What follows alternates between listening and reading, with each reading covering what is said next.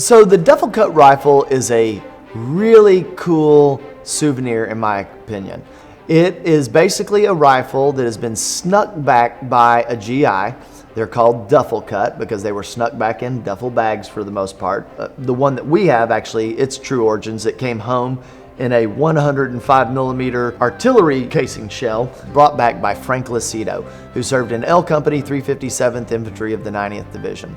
And a Duffle cut rifle is basically a rifle that was brought back without permission.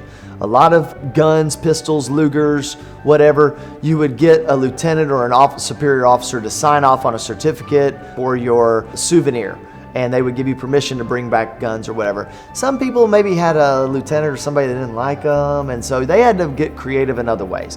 They mailed stuff home all the time, and as long as you could get it through the mail, you were pretty good, and you didn't have to have your certificate to bring it back with you in person. So Frank Lucido did what was called the Duffle cut at the time, and that is because they needed a K-98 rifle is so long that it wouldn't fit in your duffel bag.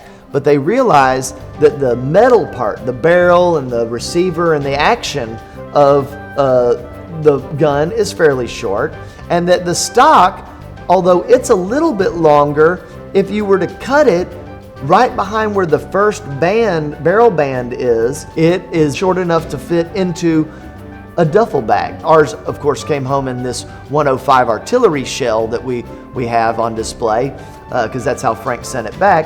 But the case that it's in is the same cubic size and shape of the duffel bag, and you can see that it clearly could fit in there at an angle with the clothes packed all around it. That's one of my favorites because you just don't see them like that very often. Many times a duffel cut rifle back when they were collected were not very interested, people were not interested in them because they were considered damaged.